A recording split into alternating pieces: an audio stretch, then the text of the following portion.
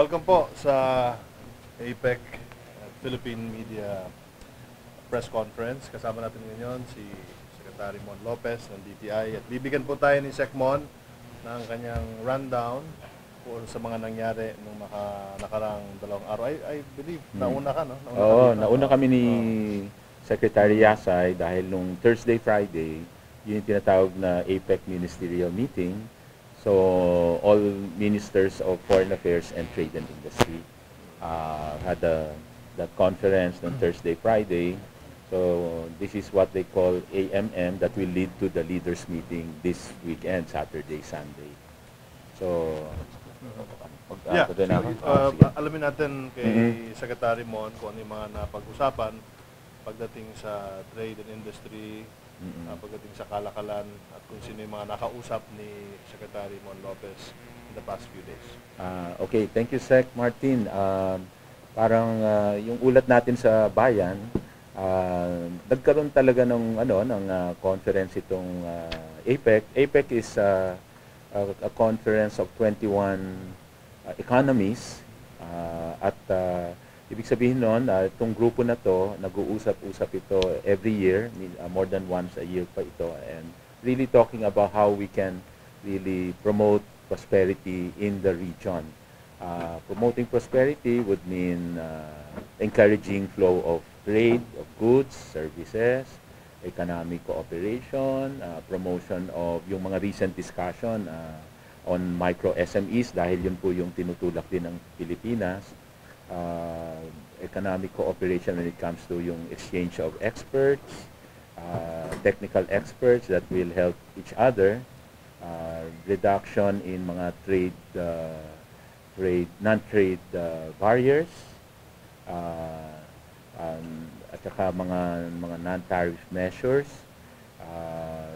para mas mapaganda yung flow of goods and services. So, meron ding pinag-uusapan on human capital development. Welcome muna natin. Welcome muna natin si Secretary Jun Esperon. Dito, Sec. Dito, Sec. Thank you, Phil.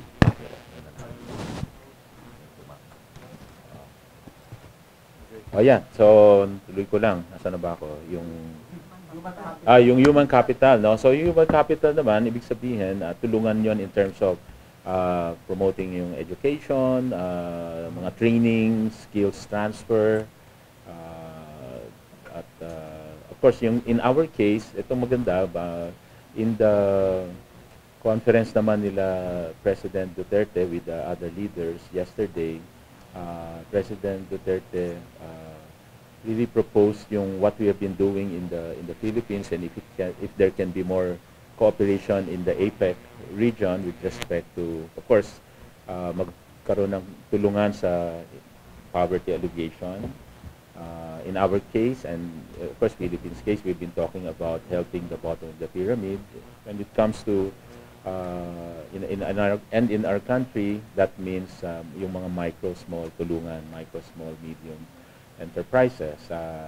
So, pagdating doon, yung the power of mga training, mindset change, power of empowering the bottom of the pyramid, so that we believe in empowering the bottom of the pyramid, we empower the nation. And kasama dyan yung training, mentoring, access to capital, access to market. And when we talk of access to market, yung pag-promote ng mga digital technology, e-commerce, sa mga micro SMEs, it is recognized as a way to really improve yung access to market, especially by the micro SME. Because as we all believe, technology is a great equalizer. Hindi ka kailangan magkaroon ng pwesto sa isang commercial center para makabenta ka. And MSMEs, marami nang gumagawa na through social media, nakakapag talagang benta sila, marami nang lumaking negosyo dyan. And that's being supported by APEC in general.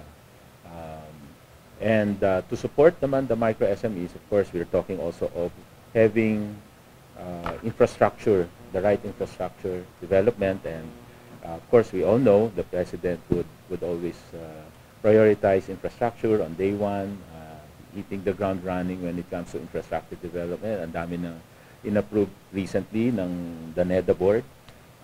In just a few weeks, nakadalawang meeting na ang NEDA board approving several infrastructure projects.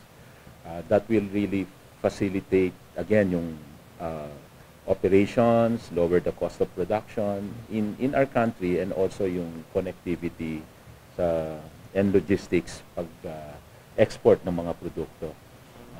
So when we talk of yung micro SME, we're talking of the digital using internet and e-commerce, and at the same time yung infrastructure that will deliver the goods and services. And then of course yung lowering the cost of operation pag nandiyan na yung infrastructure, ports, airports, seaports, farm-to-market roads, all those infrastructure. And we all know that yung infrastructure budget natin has been increased from 3% to 5% of GDP. So it's a big support immediately, right from the start of the administration.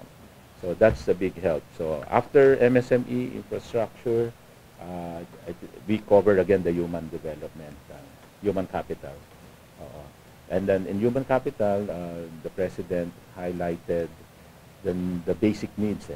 If we want to really bring back dignity to the Filipino people, we make sure that there is food, they are fed, di ba? Nakakain ka na ba? Ano ba? Are you healthy? Ano, no? Are you healthy? You know, yung preventive healthcare system, and then the healthcare system. Make sure are you safe? No? That's why yung Peace and Order campaign ni President Duterte, it's really known worldwide. Yung war against drugs, bringing down criminality, as well as corruption that encourages flow of investment. Kasi si President mismo is always reiterating na if you're an investor, I'll be the one to protect your investment. No? Parang ginagaranti niya na if you encounter any corruption, talk to me and I will talk to those guilty. No?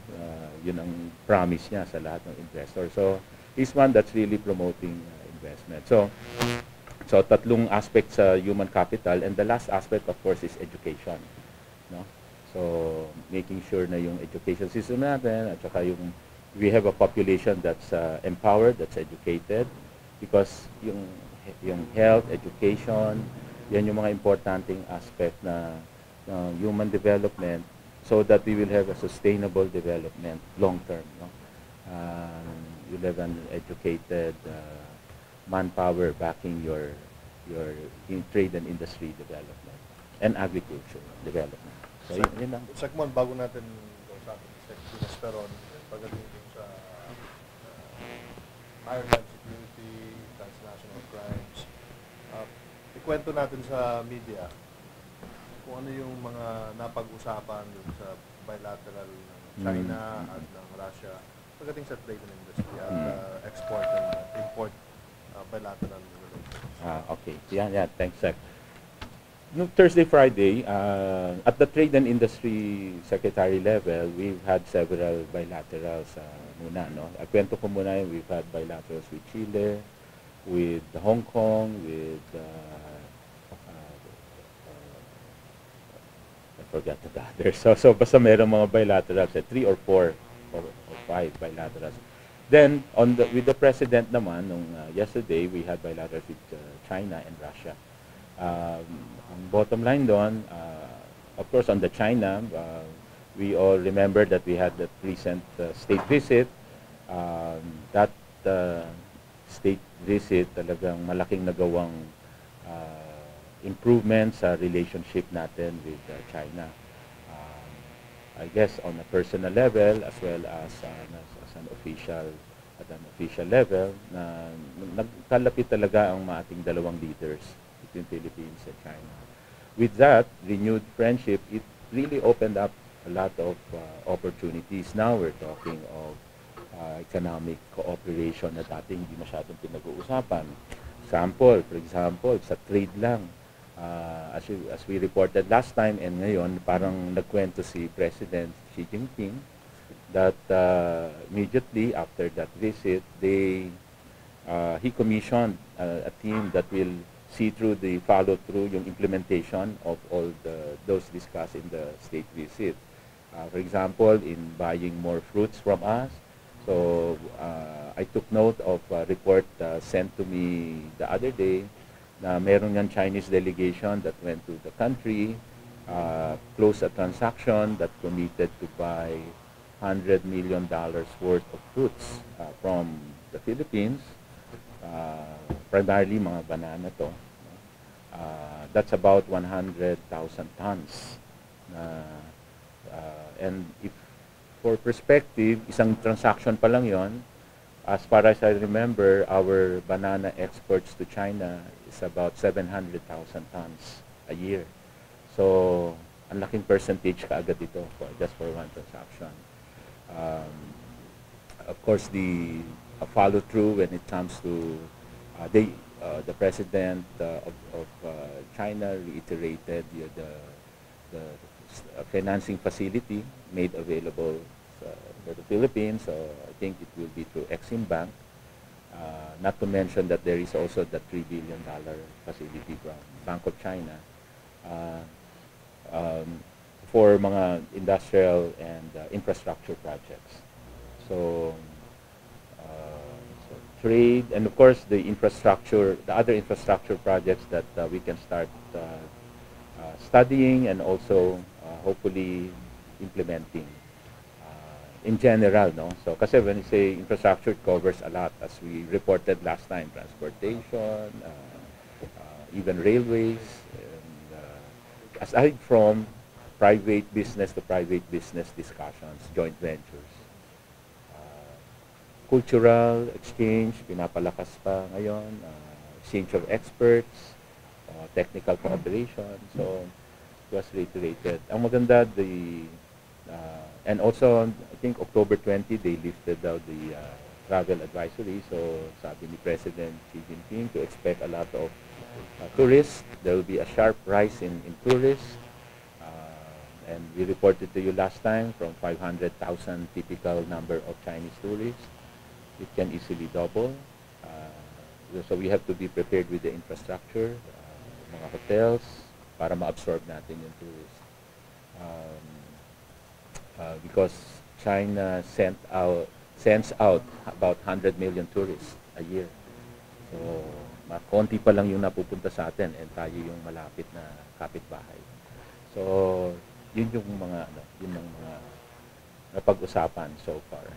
On Russia naman, again, it's a first time to have that bilateral meeting. Very good rapport again, immediately with President Putin. And we can only look up. I mean, nowhere to go but up, because it's really a relationship that offers a lot of opportunities, dahil halos walang nangyayari before when it comes to trade and investment with Russia. Russia, of course, commits to, sabi nila, I think from several $1 million imports from the Philippines. They're saying immediately, I think on fruits and other products, they can easily bring up, though they project to bring up imports from the Philippines to the tune of about $2.5 billion. So ano kaagad yung na-estimate nila, $2.5 billion. That's a number they quoted na 80 ba sinabi? 80, no? Basta less than that, $80 million. Oo, basta less than $100 million. So laking kinocommit agad. Not to mention, they commit to help in mga energy infrastructure, energy and infrastructure, tingnan ko lang yung iba pang item. Machine, engineering, hardware,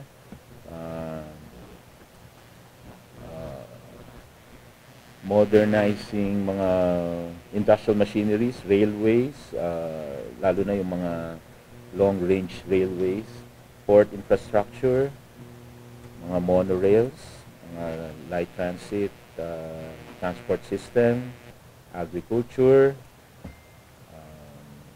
of course, tourism. You can expect more Russian tourists, and yung cultural development. They look, of course, the other side of this is yung commitment nila to work with us on mga counter-terrorism, counter-drugs, law enforcement, education, finance, and I'll leave that to Secretary June naman. Eh, lipat ko lang yung mic, ha?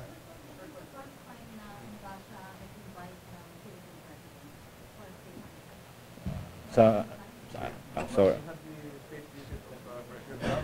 President Felipe. Well, if you trace the history of those visits, it would be 1976 when we established diplomatic ties, almost at the same time with China. Wala pa kayo nun eh. Ano pa kayo nun? You're about to be born. I don't think there has been, but there had been, the leaders have talked during APEC. State visit, sir, ng Philippine President to Russia. Yeah, I was with the 97 visit of FBR. 97. Yeah. GMA. Then I'm not aware of. No, I don't think there was.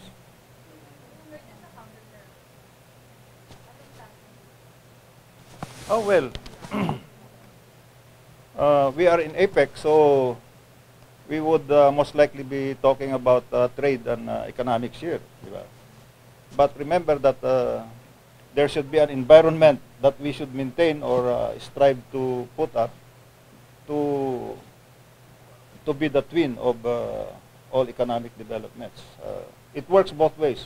Kung wala kang economics at saka trade, at walang security environment, hindi maganda. Yung security naman, na-i-enhance ng economics at saka trade. Di ba? Works both ways. So, but I think from my own side here, and we have been discussing this, APEC is an opportune time to simply put into work your instruments of national power. You're talking about diplomacy, information operations. Kailangang iulap din natin ang ating ginagawa at kung saan dapat makarating, di ba? Then economics is one of the instruments. Then military, legal, intelligence, finance. You can also consider geography as well as your population. Yun mga instruments natin. They are all into play now. Supporting economics and at the same time supporting the overall national security. So, ganun lang naman interplay. Now, let's go to the nauna ang China. And I would characterize the bilateral as a follow-through of, a big follow-through of the big state visit. Remember that we had more than 20 agreements, both commercial and government to government in Beijing. And now, there is now a follow-through of all this. On the economic side, only last week, the National Development Reform Council of China visited us and met with our economic team, led by, among others, Secretary Dominguez, sa trade, to follow through on the agreements in China. On the security side, we again talked yesterday, the two leaders clearly talk about maritime arrangements because that's one of the committees that was agreed upon in Beijing. The implication and the effect of this is that there will be more Coast Guard to Coast Guard relations in areas like Scarborough, and of course in other areas of the South China Sea, West Philippine Sea. If you do that, more of Coast Guard, that means that simply means that there is a degree of demilitarization in the area. Demilitarization. Because Coast Guard is civilian. We call that the white ships going there compared to gray ships going to Scarborough. But what is very clear now is there is a expression of appreciation from the President of his satisfaction in knowing that our fishermen can fish in Scarborough as is naturally done or traditionally done. While we may at this time set aside the negotiations or the issue on territorial ownership of Scarborough, because Scarborough is entitled to 12 nautical miles as per tribunal ruling. We do not set that aside, but we consciously think of it. However, we go into more productive activities like fishing and more maritime cooperation. And on land, yung sinasabi ni Secretary Mon Lopez, yung ating mga trade and commerce relations. Yes, Ms. Linda. Before I leave the last time that the fishermen were able to go to Scarborough, talagang nakapag-fish na sila sa area on the big catch. But at the same time, they also said that the Chinese ships are still guarding parang entrance of Scarborough and they cannot go in. So was there any discussion yesterday about either pulling out the ships or allowing the fishermen to go inside? It is our position not to have fishing activities inside the triangle. Parang triangle kasi yung Scarborough eh. At the bottom, dito sa kanan na leg, dito sa corner, right corner, is the opening. Correct. There are 2 Coast Guard ships there of the Navy, of the Chinese Coast Guard. But that is also our position, to make that as a sanctuary. And in fact, if I may tell you now, we are coming out, the President has decided to declare that as a sanctuary. That is a unilateral action from government. That means, so what is happening now? I think we had reporters from ABS, GMA, 5, ano pa mga channel? Everybody. You had you had the people there. Sige, kayo na lahat. Lahat na kayo. Hindi, parang na-report kayo lahat nandun. But the observation, as we would now confirm, is that kung ganito yung Scarborough, may dalawa dito sa opening na Coast Guard, yung lahat ng fishermen nandito sa labas ng triangle. That is the desired arrangement. Including the Chinese? Oh yes. Are the Chinese inside the fishermen? No fishing there. No fishing there. In fact, as far as I know, there had even been seasons when they would close season. To us, that's good. But what is important now is we are coming up with an instrument in the form of a marine protected area declaration.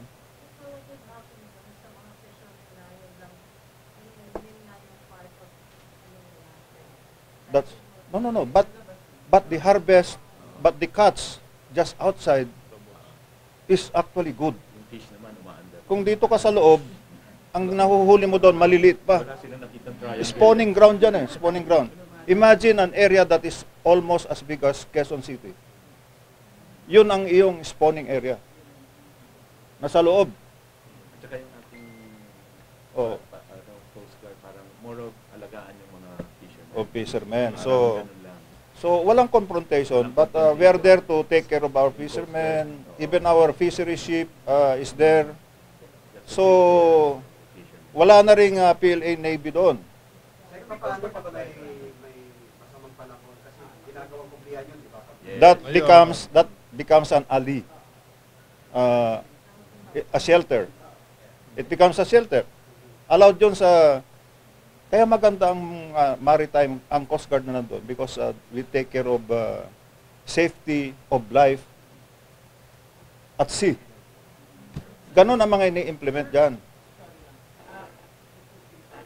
So, pumayag ba yung China? Did the President inform President Xi about the He said- donation to military? He said about it, and whether there was a response or not, that there was already...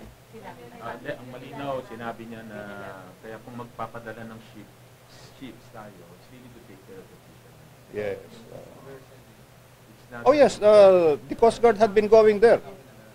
Merong They had bagyo. been, they report to us. Sa ngayon, I think there's at least one Coast Guard ship there. So, No military.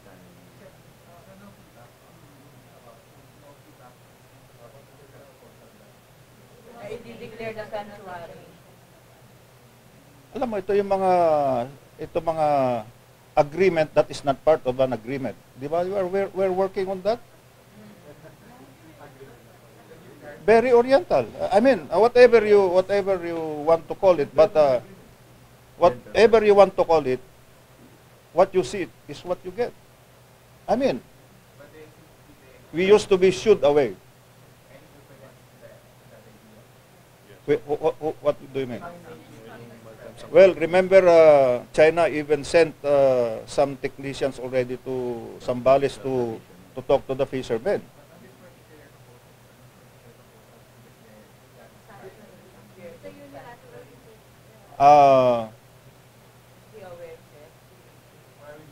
Yung sa Kasasabi pa lang. kasasabi pa lang eh. Yung at saka yung hindi ko naintindihan yung sinabi. Eh. I mean. There was simultaneous translation, di ba? Ito, Confidence building muna. Let me go back to my notes. But sasabihin ko yung may feedback si, uh, but not on this, general feedback. Ah. Maganda si President Xi Jinping. General, ito sabi niya. Tinraise niya si... Sandali lang, sir. Hindi, maikli lang daw. Lagyan na lang sa gitna. Okay na siguro sige. yan, no? Makakuha na? Oo. Makakuha na yan. Maybe just to set yung tone din ng discussion na sa umpisa pa lang sinabi ni President Xi Jinping, diba, pinraise niya si President Duterte for ito quote-unquote leadership, patriotism, humility, love, and sincerity to the Filipino people. He's viewed as a principled man, sabi ni President Xi. And then sabi niya, President Duterte does what he says. So, yung kung titingnan mo yung mga ganong views ng isang leader to another leader, you can see the element of trust there. And confidence, and lagay yung loob niya. So parang magkaano na sila, sa respect. Sa mga bilaterals, wala. on which Wala we ganun. have several committees. From the joint statement of the China visit, you go back to the website of DFN, you will see there the joint statement. Nandun lahat eh. And the general idea now is to simply follow through on those agreements. Kaya nagkakaroon na yung National Development Reform Council nila. Pumunta na sa atin. That's the highest development planning. At saka, no, they were told that NDRC from China, yun yung point person or council nila. Sa atin naman, ang equivalent, we appointed also yung NEDA board na Investment Coordinating Committee, ICC. Parang ito naman yung ating screening committee of all the projects that we will do with China, and also the process, to look through that process. Remember, we were talking about some of the proposals, study stage, exploratory, and then pag found feasible, i-open up for yung mga proposals na and bidding. So yun yung mag-see through that process, ICC. No, there are these parang siguro in There general. will come a time. Yung, There will come a yung time. mga general, shall we say, relationship, ano naman yan, informal naman talaga yan. Eh. But when you go to the actual transactions, yun na yung may mga agreement. Hindi pinayagan. Because we are not asking them to allow us. Dapat maliwanag sa atin yun, ha? Remember, ano We are not asking them to allow us. We are out of sheer courage ng fishermen natin. at saka dire need to go into economic activities, nakapangisda sila doon. At di na sila tinataboy. So, bakit nagkaroon ng ganon? And it came after the visit. So, sasabihin ba natin effect yun ng ano? Sir, for clarification. But we were not allowed. Kasi, lagi kaming binabato pag we were allowed to fish. No, we were not allowed to fish. We went fishing. We went fishing. Kasi ano pa yun yung contentious issue Ano na yun yun na we're just putting aside. That's kasi a nga, traditional fishing ground. Kasi, Hindi tayo, hindi pinag-uusapan yun. Yung unilateral declaration, sir, tinapos niya kasi. sinabi niya. Sinabi niya nga na Sinabi niya. na we will declare it. But you know, mag-EO siya. You imagine this. declare disaster. The bilateral is scheduled for 30 minutes. Humaba. Tapos meron siyang prepared statement. May prepared statement dito. Within that 30 minutes, hindi mo masagot one to one, di ba? Di ba? Nag-usap na. Nakipag-date ka na ba? Lately? Iniisip kang ganun. Ay, nakipag-date. Di ba? Mayroon kang iniisip na sasabihin, pero hindi niya masasagot lahat. Kaya kung minsan, hindi niya ako nasagot. Di ba, Rose? Parang ganun lang yun. Tapos, may kaibigan ko kasi si Rose, kaya parang kayo din. Yung at saka ano lang naman ito, yung remember na sa relations natin sa China, the sum total is not Scarborough. Mas marami pa tayong pinag-uusapan eh. Kaya meron tayong Joint Committee on Trade, And we Joint decided Committee to on Maritime focus. Issues, In fact, Joint Committee on 6 yata yung committee na, and we will have also a joint committee on the South China Sea. In fact, sabi nga ni President Xi Jinping, and he really emphasized that we are off to a very, very good start. And because of that, the Chinese president invited us invited the president to attend 2 major events next year. Correct, SecMod. correct. Oo. So, Yeah. meron so dahil nga sa magandang relationship and inulit niya yung invitation to attend parang sinabi BRICS dialogue in September in China next year as an ASEAN chair kasi ang Philippines.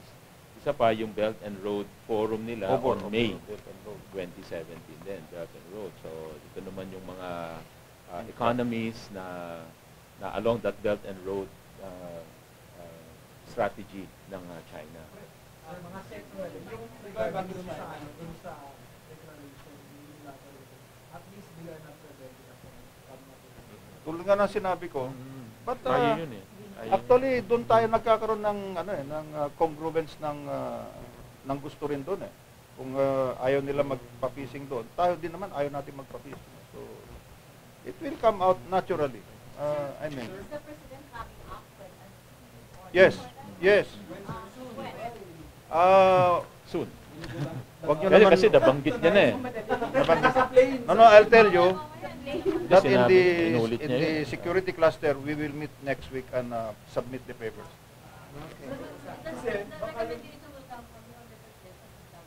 Actually, ang marine protected area, which is an implementation also of the provisions of the NIPAS law, di ba? Doing, alam mo kasi sa strategy, meron yung envelopment, sidestepping, meron yung frontal attack, di ba? Meron yung, mahal mo ba ako? Ganun ka agad eh, di ba?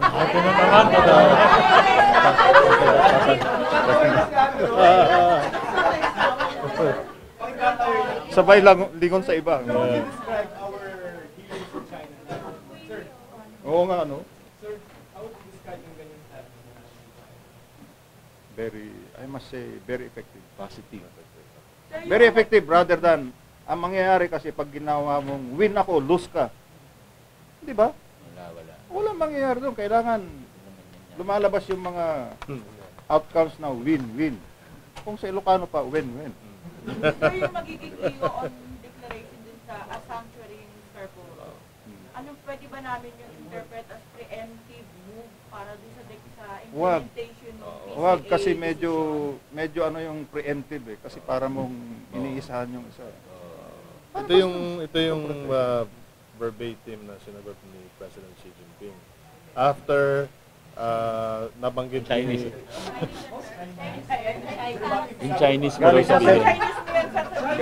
Galing sa English. cellphone, galing sa cellphone. Galing dun sa interpretation. Easy. Wag ka Easy. na. Sabi niya, we will mobilize government forces to promote our agreements, step up guidance to create favorable environment. Yun ang sinabi niya. Pagkatapos mabanggit ni Presidente Duterte yung kanyang unilateral declaration na gawing marine sanctuary. Yung sinabi ni President, issue executive order. Executive order.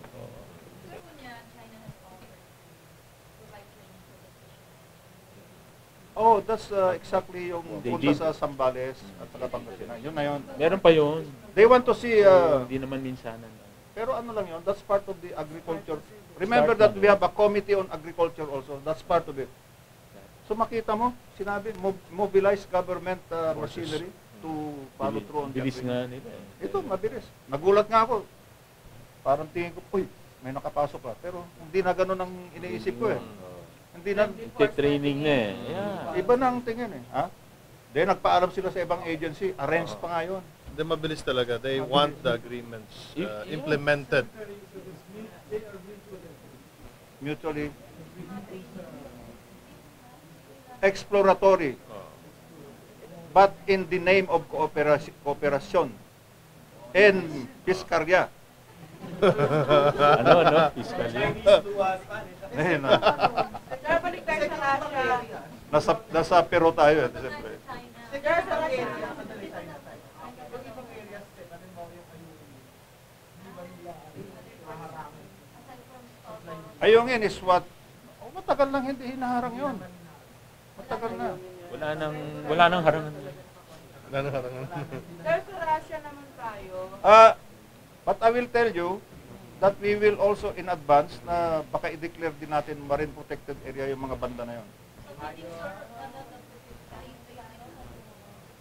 Parang magkakaroon ba siya ng later kasi di ba meron tayong ban pang mga ganitong season.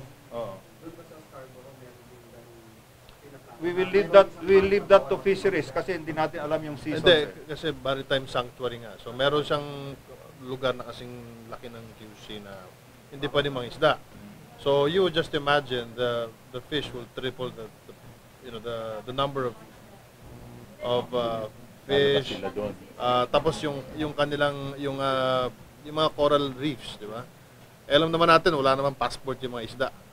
So pag dumami yan, Wala silang nakikita ng triangle doon eh. Kasi tuloy-tuloy lang sila doon. tuloy-tuloy yan. Sir, Russia naman.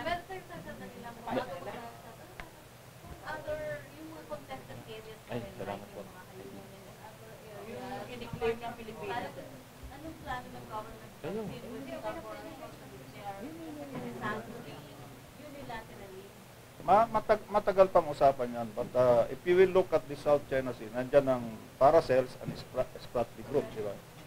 Yung Paracels, wala tayo doon. Vietnam at saka nandun. But nandyan ang Woody Island, which is an Air Force base right now. Dito naman sa Spratlys is where the Kalayaan Island Group Municipality is located. We have occupied 8 islands. Taiwan has 1. China has 7, Vietnam has 25. Nandun tayo lahat. So yun ang inaayos natin na in the long of time, we hope to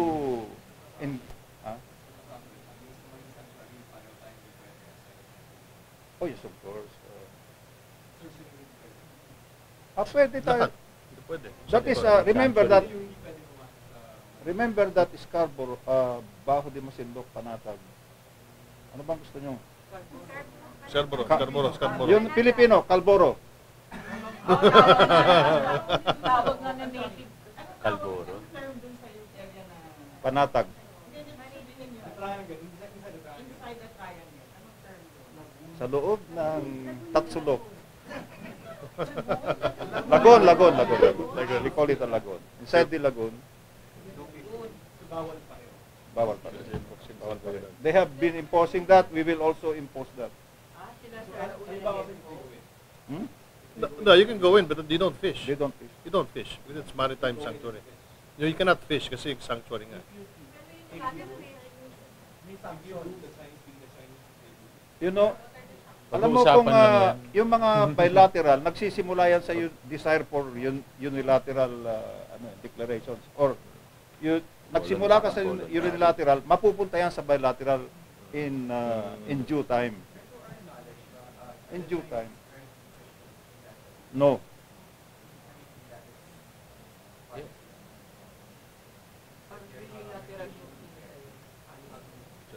How do we know? Mayroon tayong Satellite. satellite pictures, mayroon tayong reports. Yeah, Coast Guard. sort of. Pero yung how about yung kahit wala sa lagoon, yung activity? Ano yung mga... Ano yung mga... Yung mga poachers kasi iba na. Kaya That is constant. Hindi, bawal na sa batas yun. That is constant. Like if you get endangered clams, corals. Ano yan bawal sa sa site test. 'Di ba? May mga bawal. Pero pangingisda sa labas, let us not even talk about imposing now our will on the neighbor. So, wag mong pipilitin at baka Sir, parang kailangan nyo i-resolve yan. Parang kailangan ng tigila dito. you know, a rose is Rose. as linda as possible. O sa Russia na tayo. Your relations could get rocky. Be on the rocks. Okay naman. O sa Russia na tayo. Di ba, Peg? Di ba, Peg? Oh, Russia. Okay, let's move on Sir, to Russia. Ano po yung sagot ni President Vladimir Putin dun sa Hindi, bago natin iwanan yung China, nandun pa rin yung ating cooperation on narcotics, anti-drugs, terrorism, transnational crimes. So, mayroon tayong mga... remember na sila ang nagbigay yung ating malaking rehab center. Galing naman sa kanila yung Wala But that kami is not to say that sinasabi, it is government. Sabi. Magkaibang bagay yun kasi may problema din sila sa drugs. Huwag naman ganun. Huwag naman ganon. Huwag naman. Pero kung gusto Kaibigan na nga mong pag-aaway. Huwag naman choosy. Gusto niya yata. kung gusto mong sabihin na ganon, sa'yo na lang yan. Sa Russia na. Pero ano po yung sagot ni President Putin dun sa anti-US sentiments ni President? Hindi naman siya anti-US. Well, definitely, mayroon mga na-express law yan. Anti-critic.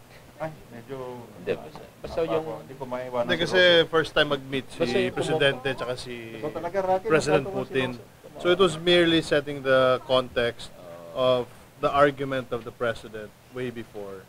At ine-explain niya lang kay President Putin kung ano yung naging dahilan kung bakit nasabi ni Presidente itong mga yung mga sinabi niya noong mga nakaraan. So, Pero ano po yung sagot? Ang sagot ni Gerald, ang sinabi ni President Putin is that we share your sentiments and your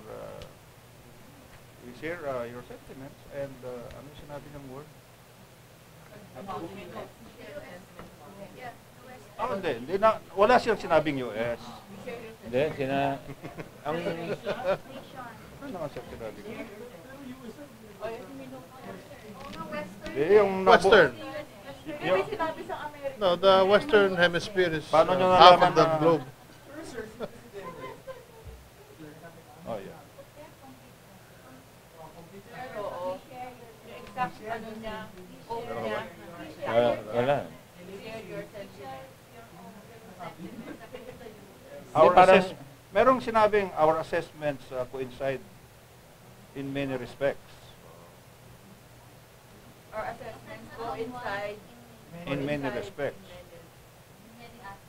Respects. Respects. Ibig sabihin, marespeto sila.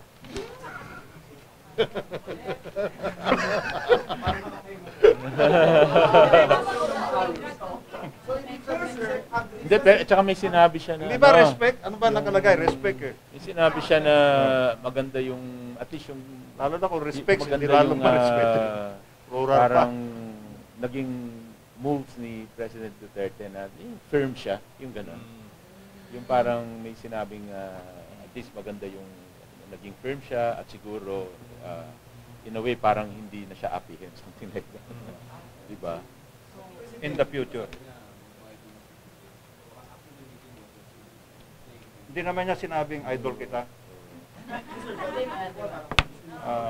This is not because you're in front of me that I will tell you that I have high respect for you.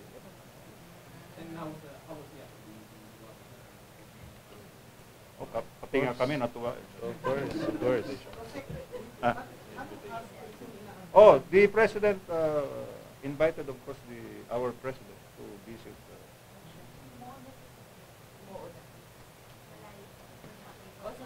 I think very so. Hindi very soon yun, ha? I think very so. Iba yun.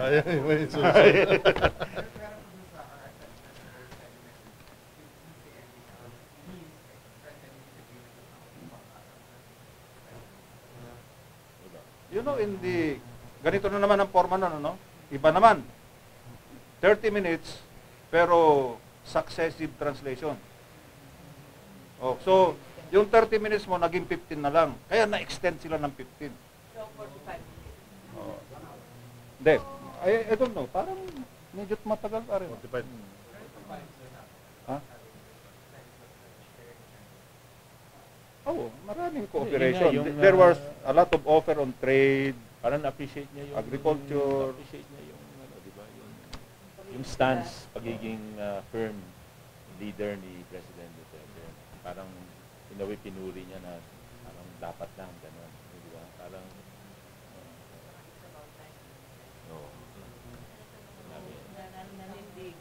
may respect, may dignity. Is that the reason why SFA is going to Russia? Because of the invitation from... Yeah, I think the secretary is going with Secretary Lorenzana. Ako sana yung pangatlo, pero tapos na kami. First week of December. December 3 or something.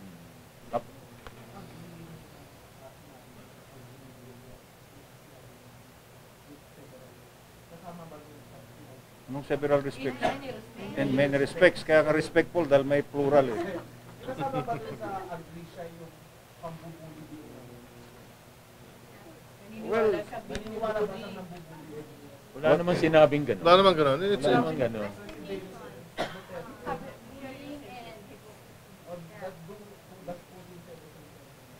Hindi naman sinabi yun. I mean, hindi ganun sagot ni Putin. Hindi naman niya sinabing, I agree in that, in those words.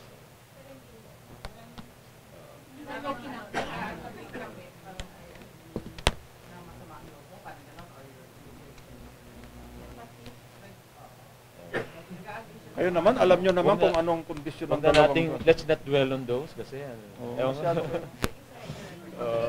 Negosyo na lang. Linggong-linggo, tapos ganyan ang mga tanong ninyo. Nagsimba na kayo, sir. Nagsimba na kayo. Linggo.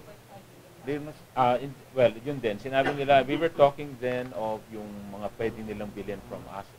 So, if I remember right, we were discussing then yung mga agriculture products that they can import. Oo, so very broad, hindi rin ni-specify anong mga produkto. But I understand we supply them also, huge quantity yung banana as our main export. Mangoes. So, obviously, yun yung mas marami. Parang with these kinds of discussions, parang mas open na ngayon yung mga yung mga trading opportunities, more export opportunities. Maliit lang yung Russia sa atin. We The buy number more I from remember, them. yun nga, $80 million. So imagine that's too small compared to our total $50 billion. Less than 1%. We buy more from them because of Oo. oil.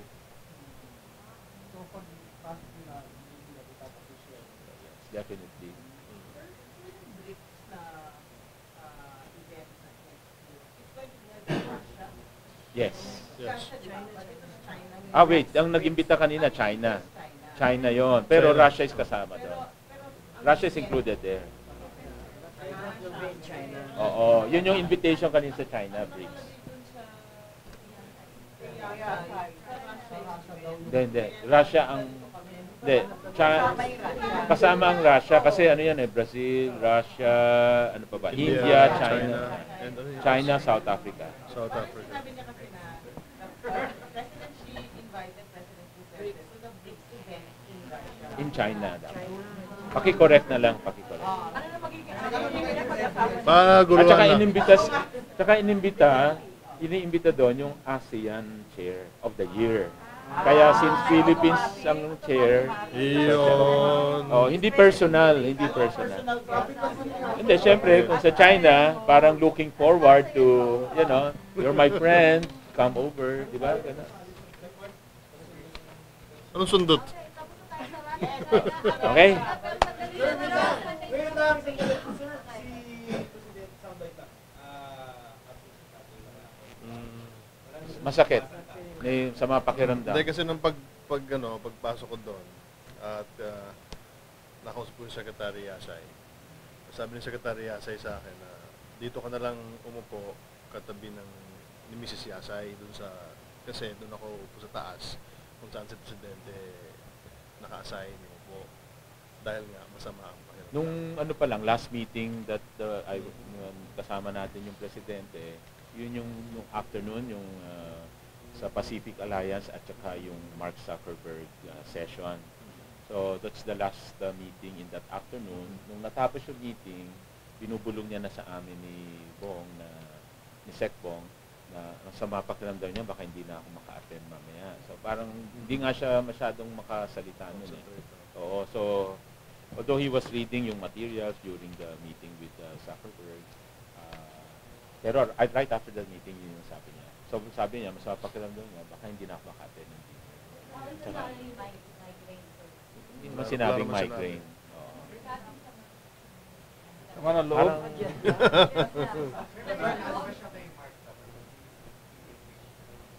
Wala naman. Kulang din yung oras eh, hindi rin lahat naka-raise. Basta maganda yung discussion naman. Well, Obama was Ako there hindi last ko night. alam. We Hindi could ko- not determine the direction of the eyes of both.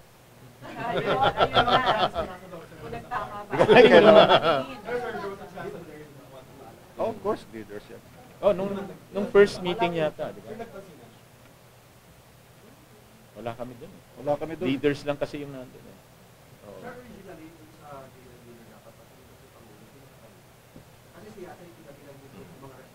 Between Russia and Hindi natin alam Pero kasi hindi alam. nasa dulo si... no. Pero ano pa yung pay na isang country? Hindi kasi usually, Something. Basta katabi nga Russia. PNG, tama. usually kasi Papua New Guinea. yung arrangement kasi, hindi, depende yung arrangement pag bago ka lang leader. O doon ka sa medyo malayo. Tapos yung mga matagal na, pagkita. Pag may talagang pa-exit ka na, malaglag ka na doon sa dulo. Mayroong method yun. May method sila. Pero the method is, if you're a new leader, doon ka sa pinaka... Ano?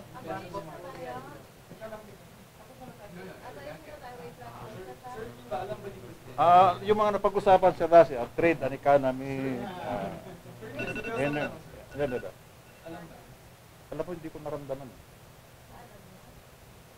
No, because it was a go. So, ang usapan namin is itong biyaheng ito eh. So, Supreme Court na decide. whether, ako din naman eh, tinitignan ko, may nobena pa eh. So, that's a purely, Okay na ako? Isip I mean, the matter of entering your father or your parent is was left to the family, and when they decided, balikan mo yung sinabi ni General Resty Padilla Jr. Sinabi niya na we were notified at 5 o'clock, then so we prepared. Hindi ko pala na-check yun kung 5 o'clock yun. Oo. Sir, ito lang ang tanong ko, because there are still rallies and parang demonstrations and protests, do you see any possible threat, security threat to this continuing rally? I would rather look at it as an expression, democratic expression of sentiments and beliefs. So magkakaroon ng rally yan. I would expect, just like what happened, there was a rally at the People's Power Monument na umabot ng 2,000, then right on that night, nag-decide na mag-call off. The following day, meron namang dumisita ulit yung pamilya Marcos sa Libingan at may mga supporters din nandun na umuwi din pagkatapos. You would expect na mayroong kanya-kanyang plano as a matter of democratic advocacy. So, nandiyan pa rin yung issue. So, but as a threat, I would like to think that everything has been done in due process. May legal decision, Supreme Court. may Supreme Court decision pa, ipinaubayan ng Presidente doon ng ang decision. And when there was a decision, they simply entered the former President. So the government, especially the security cluster, will not take any steps or anything? If we have to, we will. But security cluster as it is, we always, it doesn't disappear from our horizon. You're referring to the ASEAN East Asia meeting, ASEAN-US meeting. I skipped that, and then now the gala. Hindi naman, it's just I